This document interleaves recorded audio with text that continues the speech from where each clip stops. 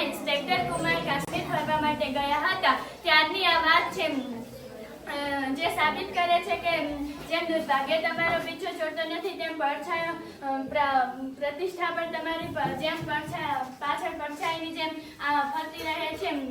સમય હતો કાશ્મીરની બપોરનો. દિવાલ પર એક મોટું ટેબલ પડ્યું હતું. ત્યાંની પાસે 6-7 જેવી ખુરશીઓ હતી અને પાસે જ એક મોટી બારી હતી. તે બારીમાંથી પર્વતનું શિખરોનું મનોહર દ્રશ્ય દેખાઈ રહ્યો હતો. પાસે એક મોટું બારણું હતું. તે બારણામાં 2 આદમી દાખલ થઈ રહ્યા હતા. એક હતો તખતમલ અને જે મારવાડ પેઢીનો સેલ્સ મેનેજર હતો અને બીજો હતો પેઢી રડતો ગાઈડ. અરે ગાઈડ, તમે બધા ભાગા મારતા કાં ફરો છો? મારા પૈસા જલ્દી પાછા મેળવો. અરે રામ, આ તો કેવું ગજબ કહેવાય. હું અહીં ફરવા આવ્યો અને અરે તમે બધા કરો છો શું? મિસ્ટર જૈન, આમ ગુસ્સે ના થાવ, શાંત રહો. હું મારાથી બનતી બધી જ કોશિશ કરીશ. નાહકના રાડારાડ કરી પોતાનું ગળું ના દુખાડો. એ જ વેળા હોટલનો માલિક સુરજસિંહ ડોગરા આવી પહોંચ્યો. તેમની સાથે 3 લોકો બીજા પણ હતા. એક હતા અલ્ફાન્સો મિરાન્ડા, નાની મૂછવાળો ભુવન દેખાતો હતો. બીજો હતો નરેન્દ્ર કેળકર, થોડોક નીચો મહારાષ્ટ્રીયન હતો. ત્રીજો હતો કુમાર. એને તો તમે સૌ ઓળખો જ છો. આવો સૌ અહીં બેસી અને મિસ્ટર જૈનની વાત સાંભળીએ. મિસ્ટર ડોગરા, 2000ની 15 નોટો ગુમ થઈ ગઈ છે અને તમે તો દાદીમાની વાર્તા સાંભળવાની નિરાતે બેઠા છો. તમારી પાસે બહુ રૂપિયા હતા, તેનું ગાળું ના ગાયા કરો. રૂપિયા કરે રૂપિયા થોડા મળી જવાના છે. હા, સાચી વાત છે. ચાલો આપણે સૌ મિસ્ટર ડોગરાને ખુરશી ખસેડવામાં મદદ કરીએ. બધા ખુરશી ખસેડવા માંડ્યા, પણ ફક્ત તખતમલ જ એક બાજુ મુખ નામીને ઉભા રહ્યો. અરે રે, 30,000ની ચીલ ઝડપ. હવે હું શું કરીશ? ઘરે પાછો કેવી રીતે જઈશ? આમ બડબડ ના કરો. મને લાગે છે કે તમારા પૈસા મળી જશે. હા, કદાચ તમારી પાસેથી જ.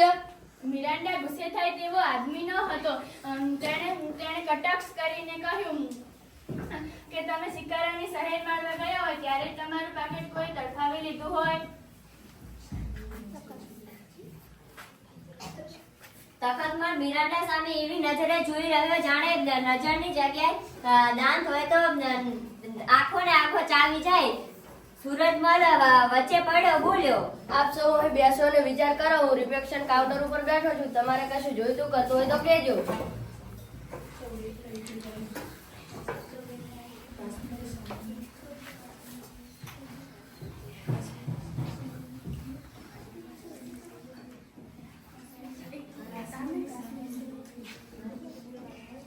સામાન્ય રીતે બને તેમ આપણે મોટા શ્રીનગર પહોંચ્યા પછી આપણે તેના પ્રખ્યાત સ્થળો જોવા ગયા. બરાબર, પણ મને તો અહીં પ્રખ્યાત બગીચા જોવામાં જ વધુ રસ છે. આપણે 2 ટુકડીઓમાં વહેંચાઈ ગયા હતા. એક ટુકડી સાથે હું શાલીમાર બાગ તરફ ગયો અને બીજી ટુકડી આપ સૌ બરફ પર સરકવાની રમત જોવા ગયા. મિસ્ટર જૈન, ત્યારે પાકીટ તમારા પાસે જ હતું. શરત મારી જાઉં ત્યારે મને ખાતરી છે કે પાકીટ મારી પાસે જ હતું અને આ 3 સિવાય મારી આજુબાજુ કોઈ નહોતું. મને એવું લાગે છે કે આ 3 માંથી એક જ મારું પાકીટ ચોરી લીધું હશે અને હજુ એની પાસે જ હશે આ પાકીટ. ગાઈડ બિચારો ક્ષોભથી કેળકર, મિરાન્ડા અને કુમારની સામે તાકી રહ્યો. કેવી રીતે કામ લેવું એને સમજાતું ન હતું. આખરે કુમારે વાતોનો દોટ પોતાના હાથમાં લેવાનું નક્કી કર્યું. જુઓ શેઠ, અહીં બેઠેલા ચારેયમાંથી એક ગાઈડ ઉપર તો તમને શંકા નથી. બરાબર, આ 3 પર જ મને શંકા છે. જુઓ હું ગુજરાત પોલીસ ખાતાનો ઇન્સ્પેક્ટર છું. ઓહ, તો તમે પાકીટ નહીં જ લીધું હોય. અને હું પણ નિર્દોષ છું. અને હું પણ આવા મામલામાં પહેલીવાર સપડાયો છું. તો તમે બંને એમ કરો કે તમારી પાસે જે પણ વસ્તુ હોય તે આ ટેબલ ઉપર મૂકી દો. બંને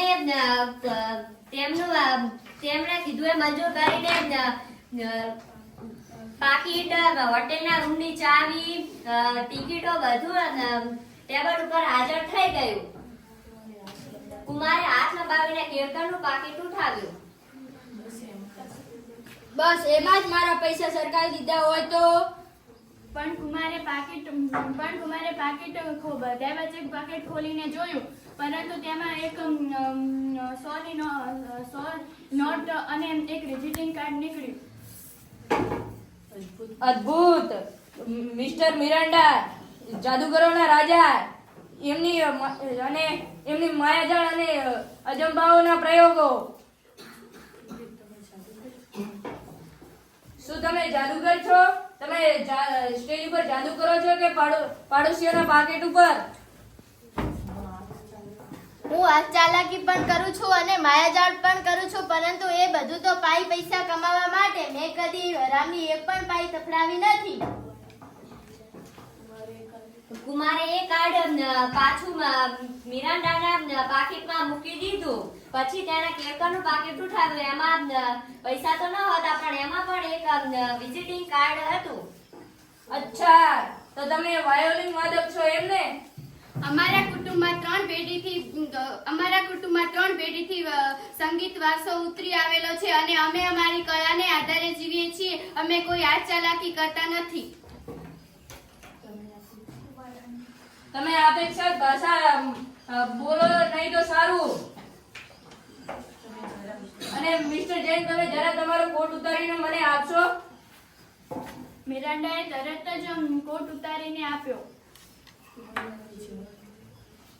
કુમારે તેની હિંમત ભરી તપાસ કરી.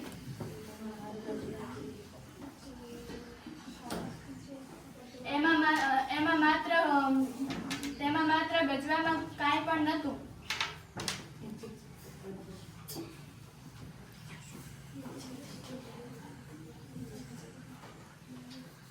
પછી તેને કુમારના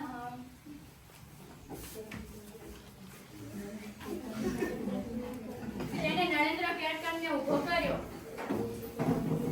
તેણે કોટ તો નતો પહેર્યો, પણ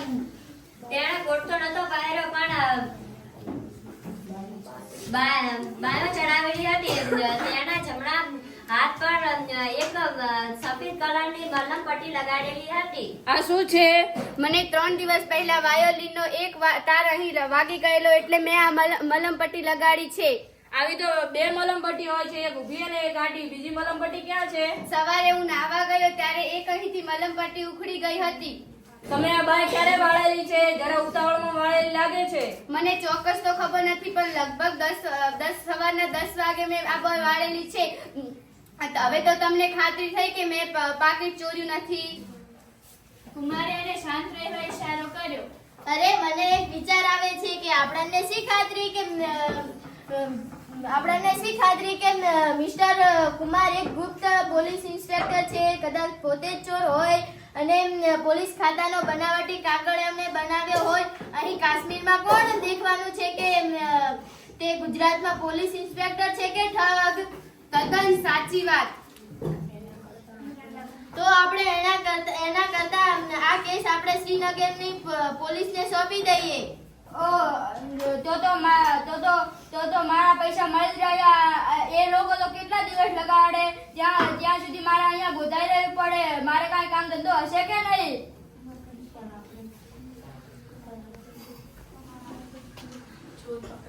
પણ આપણે તો અહીંયા ચોર પકડવાના બદલે એકબીજાના કાન પકડવાની પ્રવૃત્તિ આદરી રહ્યા છીએ.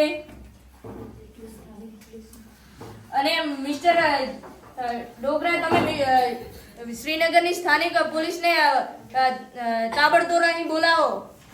બસ ચોર પકડાઈ ગયો? ના, હવે પકડાઈ જશે. આપણે આ ખુરશીઓ હતી તેમ મૂકી દઈએ. અરે સાહેબ, આવી કશી તકલીફ લેવાની જરૂર નથી. એમાં શાની તકલીફ? અમે જે ખુરશીઓ અહીં લાવેલા તો મૂકવાની ફરજ પણ અમારી જ છે ને. એમ કહીને કેકર ખુરશી ઉપાડવા નીચો નમ્યો ત્યારે કુમારે તેને પકડી લીધો.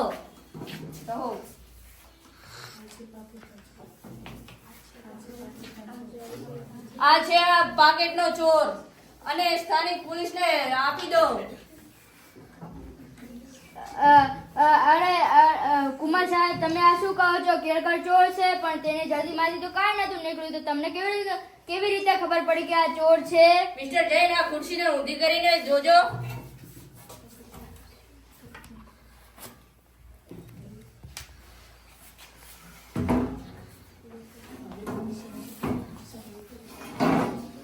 હવે તમે સમજી ગયા ને? આ ખુરશી ખસેડવાનું સૂચન આ કેળકર જ કરેલું. જ્યારે આપણે ખુરશીઓ ખસેડી ત્યારે આ ઉસ્તાદે પોતાની એક મલમપટ્ટી ખુરશીની નીચે પાકેટ ચોંટાડી દીધેલું હતું. પાછું ગોઠવવા તે અંતુર હતો.